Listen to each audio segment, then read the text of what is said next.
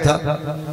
तो यहाँ पर यह कथा प्राप्त होती है कि किससे पैदा पानी, यानी अग्नि से विपरीत दिशा देखिए थे, विपरीत से अग्नि से पैदा है पानी। हाँ, इसलिए जैसे माँ की गोद में बच्चा पहुंच जाता है तो माँ शांत हो जाती है, अग्नि के लिए जल पहुंच जाता है, अग्नि शांत हो जाती है, और गाय को लेकर के इंद्र आए, भगवान कन्हैया शांत हो जाएंगे। गौ माता है ना। संसार में आपने देखे होंगे और देखे होंगे हजारों, लेकिन गणना में अनगिन है। इतने मंदिर हैं कि अनगिन है। लेकिन मेरी दृष्टि में, और शायद आपकी भी दृष्टि शायद ऐसी हो जाए मेरी दृष्टि जैसी, तो बहुत अच्छा है। मेरी दृष्टि में संसार में ऐसा कोई मंदिर नहीं बना है, ऐसा कोई मंदिर नहीं है। कैसा मंदिर? जो माता गाय है, जो गाय, ये 33 कोटि देवी देवताओं का, सबका ये मंदिर हुआ करता है।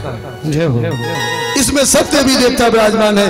अच्छा, लेकिन ठीक है, मंदिर कोई बन जाए, सारे देवी देवताओं को स्थापित कर दो, लेकिन सातों सागर कैसे उस मंदिर में आएंगे? सातों सागर कैसे उस मंदिर में आएंगे? सारी सरिताएं कैसे आएंगी? इसलिए संसार में सबसे बड़ा मंदिर है तो कोई गौ माता है। दूसरी बात देखिए, थोड़ी सी कथा भी होती चले, वो थोड़ा सा दिग्दर्शन, यानी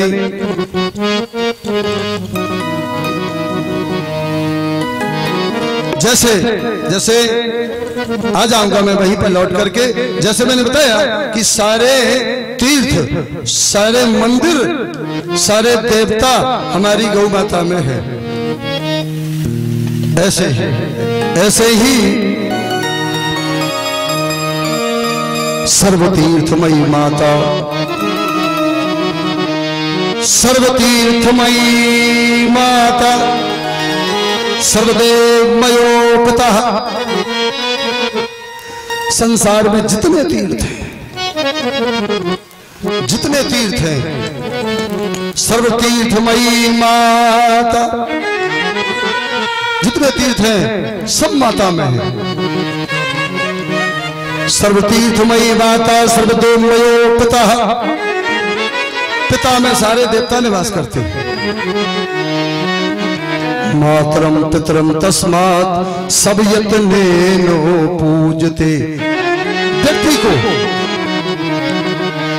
व्यक्ति को सारे यत्नों से जितने भी विधियां हो, उन सारी विधियों से अपने माता पिता की पूजा करना चाहिए, तो सारे तीर्थों का फल उसे प्राप्त हो जाता है। सारे देवों की पूजा करने का उसे फल प्राप्त हो जाता है।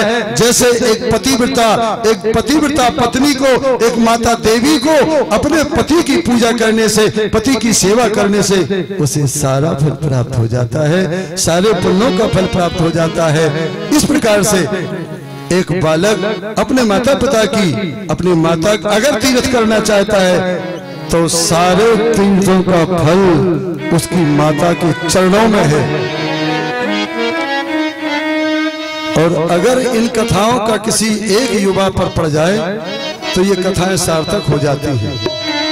अच्छा, वैसे न तो विनोद है और न मैं ये संकल्प आप पर वजन रख करके ये संकल्प दिला रहा हूं, लेकिन अगर कोई ऐसा धर्मात्मा बैठा हो कि वो हाथ उठा दे कि मैं आज से अपने माता पिता को सर्वतीर्थमयी माता, सर्वदेवमयो पिता अगर कह दे तो मेरी तरफ से उसे भगवान को बहुत आशीर्वाद मिलेगा। हाथ उठाइएगा, अपने माता पिता, अपने पतियों की सेवा, अपने गुरु भगवान की सेवा। धन्य है साहब, धन्य है यहाँ की जनता के लिए। परब्रह्म परमात्मा इनकी सारी मनोकामनाएं पूर्ण करेंगे। हे मेरे परब्रह्म परमात्मा, हे मेरे खाटी बाबा सरकार, इस महफिल में, इस समाज में, इस प्रांगण में जितने भी श्रोतागण बैठे हैं, हे मेरे खाटू बाबा सरकार, सबकी मनोकामना पूर्ण करना, इनके हृदय में इसी प्रकार की धर्म भावनाएं बनी रहे, बस यही मेरी कामना है, यही मेरी कथा है। चलिए चलते हैं। सुरहन आए, कपला गौ आए, भगवान इंद्र को लेकर के इंद्र आकर गोविंद के चरणों में आ गए। जब गोविंद के चरणों में आ गए तो उस समय भगवान शांत हो गए। आइए इंद्रदेव ने सुरहन गौ के दूध से भगवान कन्हैया का और स्नान कराया, भगवान श्याम सुंदर की पूजा की। और सुरहन ने कहा, कन्हैया बस हम एक वरदान चाहते हैं आपसे। क्या चाहते हैं? कहा ये चाहते हैं। उस गौ माता ने कहा बस ये चाहते हैं कि कन्हैया आज से तुम हमारे रक्षक हो गए, आज से तुम्हारा नाम गोपाल हो गया है। तो भगवान श्याम सुंदर का नाम आज से एक गोपाल हो गया। चलिए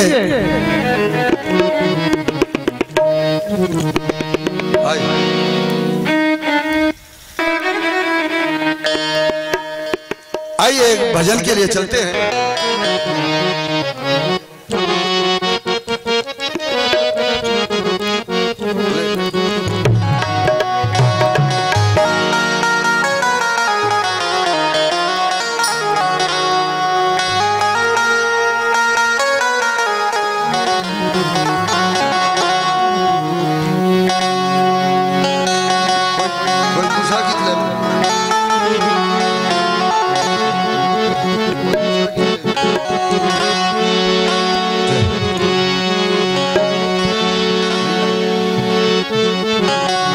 चलते हैं गीत के लिए।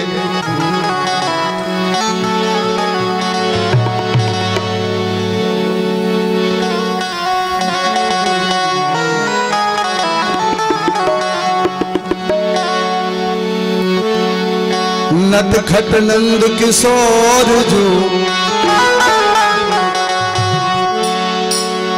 हे नटखट नंद किशोर जो, और दया करो इस ओर, और करूं प्रार्थना आपसे, तुम जोर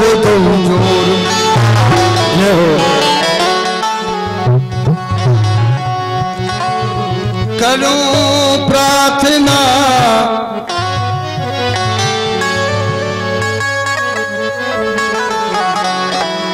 आपके